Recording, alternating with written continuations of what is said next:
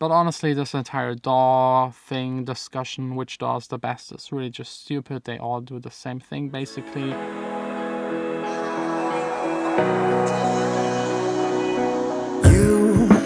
You're already gone. I can feel it in the air between us.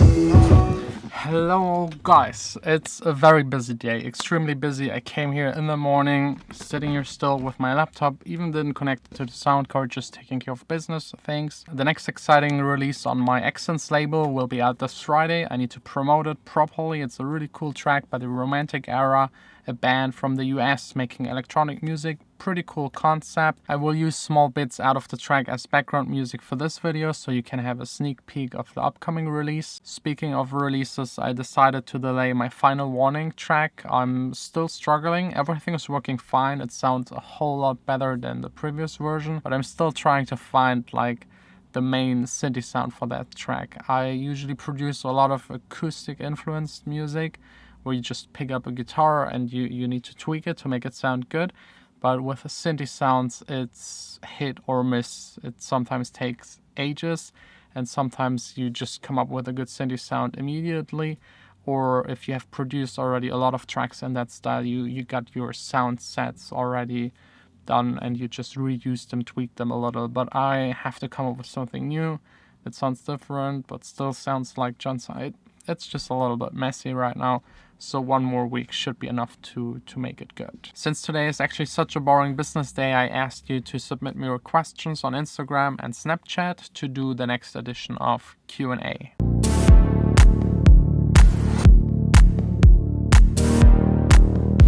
The first one is already a tough question. What do you think about the DJ Mag Top 100? I don't really like it, and I think that's pretty obvious why. It's not about finding the best DJ, it's all about who gets the most votes.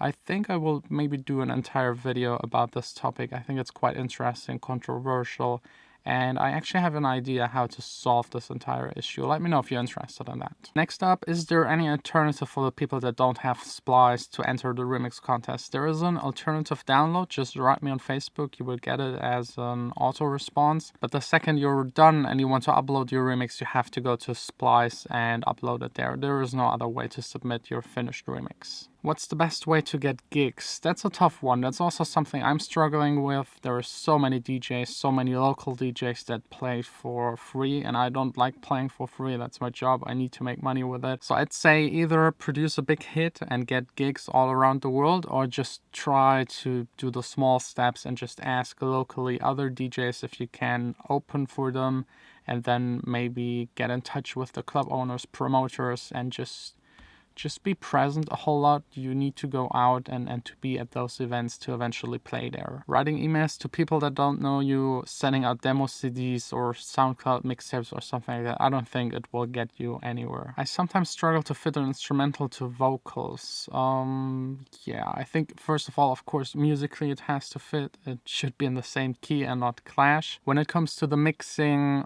try to make the vocal not too loud so it sits on top of the mix. That always sounds really bad. And make room for the vocal. If you work on a vocal track, it's an entire thing than working on an instrumental. You can't make an instrumental track and then put vocals on top. You have to produce it with the vocals in mind. So don't have too many elements sitting in the frequencies of the vocals. Cut away in the piano or guitar the part where the vocal is playing.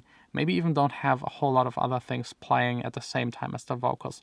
Just separate it from the rest. And then with a little bit of reverb, maybe a bit of delay, maybe a tiny bit of distortion, and layering the vocals, having harmonies and putting them on the right and left speaker to make them wide should definitely help to make them sound professional and sit in a mix. When you'll come to Tel Aviv again? I don't know. I was there a year ago, around about a year ago, and it was a whole lot of fun. But I don't know. My grandma used to live in Tel Aviv, so I was there every 2 years, but now she's most of the time in Miami, so I don't know. Will you help to search for vocals for a well-made instrumentals for your label?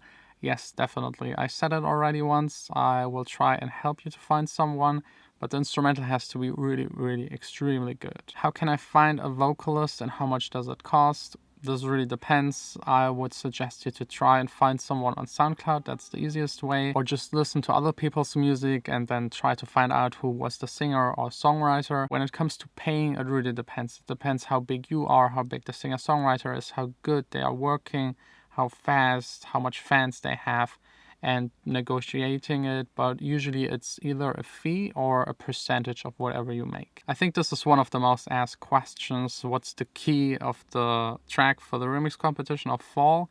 And also if I can send out the MIDI. Both, I'm just saying no. I think someone already told everyone what the key is, but I think you should be able to find it out yourself. If you're a music producer, trying to find the key of a track should be one of your first skills that you should learn. Maybe I should do a video on how to find the key of a track. It's actually pretty easy. You just need to train a little and listen carefully. And with the time, it will be a whole lot easier. And there are also the sneaky techniques by just using software. What are your plans for the future? I don't really know. I'm making my music. I'm making the vlog. I'm making the label. I don't know. There's not a big project planned up next. No big plans really. Just trying to keep up what I'm doing, because it's actually quite tough and takes quite some time to do everything. Which DAW do you use? I use Logic Pro X. It's a really great software, 200 euros. It's very complete. You got a whole lot of stuff in it. But honestly, this entire DAW thing, discussion, which DAW is the best, is really just stupid. They all do the same thing, basically. You just need to learn how to use it and then just stick to your DAW. If you change the DAW, you will have to start all over again. When DJing, do you play full songs or one verse chorus? And do you switch up the BPM much? I know that problem. I have a lot of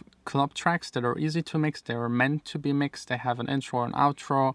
But if it comes to more poppy kinds of EDM club influence tracks that are just like 3 minutes long, I usually play them almost for the entirety of the song. I think it's too fast to just have the chorus and one verse. But it really depends where you're playing. If you're playing Tomorrowland, the main stage, and you only have 30 minutes time to DJ there because the next one is already waiting, then it makes sense to make it a whole lot faster because you want to present more tracks and maybe even just do promotion for your own tracks and tracks of people that you know. But usually it's something I decide in the moment. Switching the BPM is quite tough. I wouldn't really think about BPMs, more about energy levels of tracks. If a track is 110 BPM, it can feel a lot faster. So try to mix tracks together that have the same energy level instead of the same BPM. For example, some of the future bass tracks have like 135 BPM, but they're played at halftime, but they still feel extremely fast because they have maybe the side chaining and 16th notes, or they have hi-hats that just make it seem fast. I usually have like folders with tracks that I use at the beginning of my set, the middle and the end. And they are not really about the BPM, it's more really about the feel of the track. And I think by doing that, you kind of avoid that. I hope this answers the questions. At the end, it's really up to the crowd and the energy level of the club. Sometimes you just have to decide to not play a track because it doesn't fit from the energy level and would ruin the vibe. So if you have a great track that you like at 100 BPM, but everything is working fine at 120, just don't play the track. Play it maybe the next time at the beginning of your set. I actually wanted to make a quick video because I don't really have the time, but there are so many more questions and a lot more fall submits. Another person wants to get the MIDI and the chords for the fall track, but no, it's really part of doing the remix. This one is also a tough question. A lot of people always ask me, it's if you do a remix, an edit, an unofficial one, how to get it out there. And legally speaking, it's not possible. You have to ask the person that owns the rights, so the label usually, and for the copyright, the publisher or the singer and songwriter.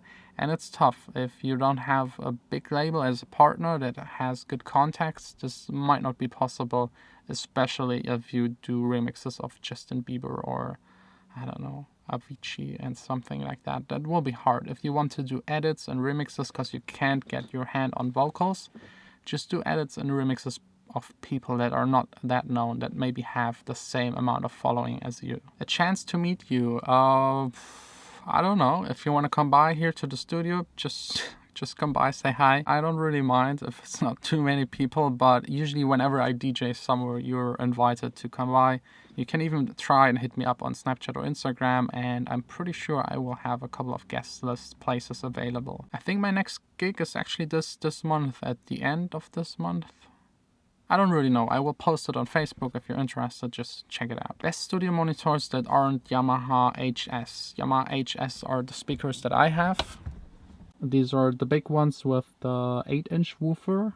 But I can't really answer because I never had other speakers here in the studio. I tested a couple in a store.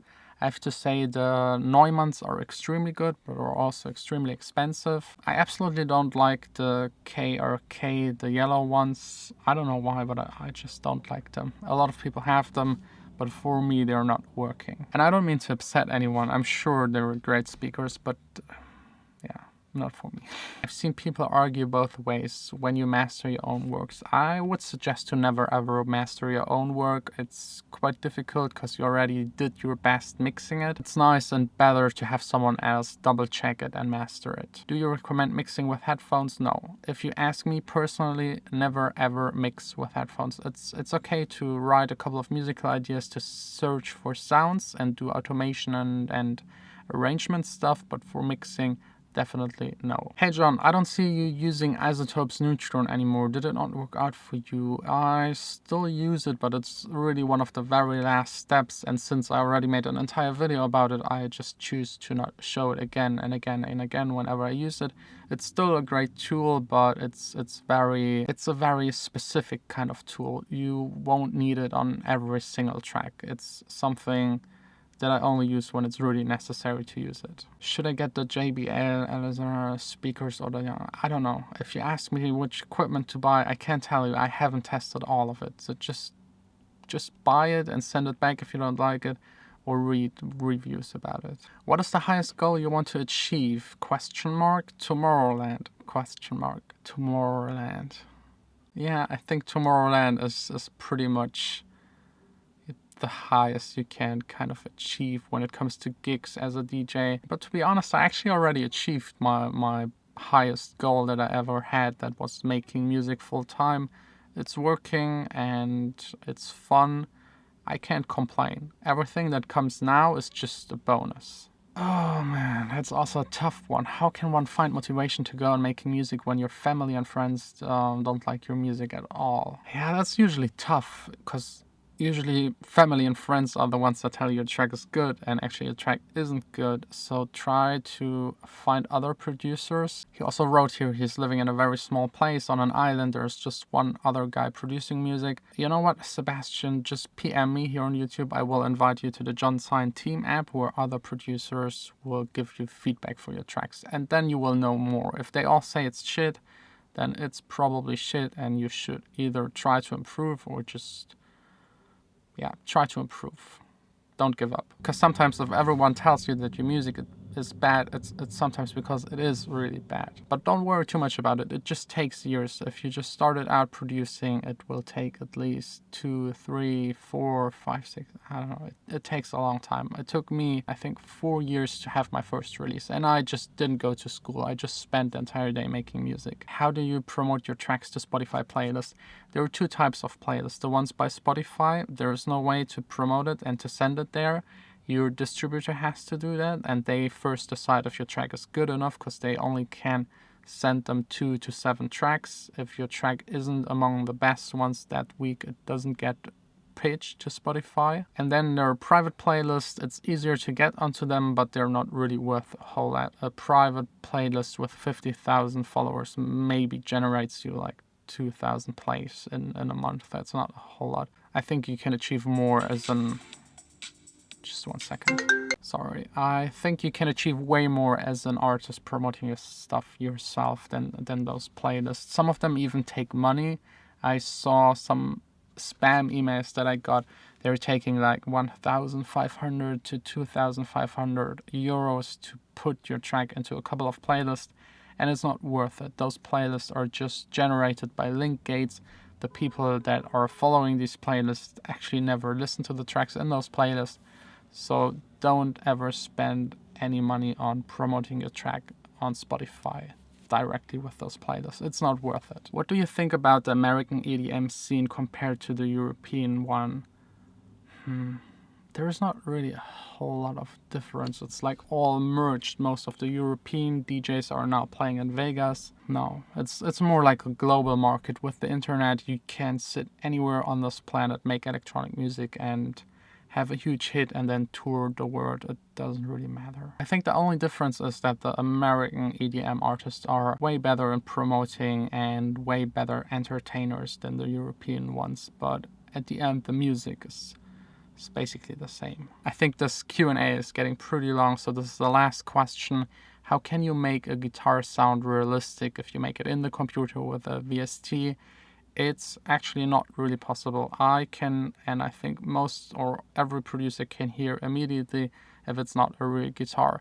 Just like your finger that slides on the string, that's something no plugin can really do. They can kind of try and fake that, Contact us doing that, but it doesn't sound good. There is actually no way. It's way easier to just get a guitar player into your studio, let him do his thing, and you will end up with something that is good. Yeah, there are so many more questions, but I think that's it. If you're interested in being part of the next Q&A, just follow me on Snapchat or Instagram. I will just post it there and you can ask me anything you want. And now back to business stuff.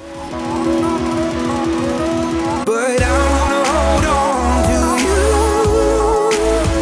with two hands. I even managed to make a little bit of music. I had to bounce out the entire track without the main synth and then go through 10, 15 serum instances and try to kind of shape the right sound out of 3 or 4 of them. Getting there. Still not 100%. My computer is starting to strike again.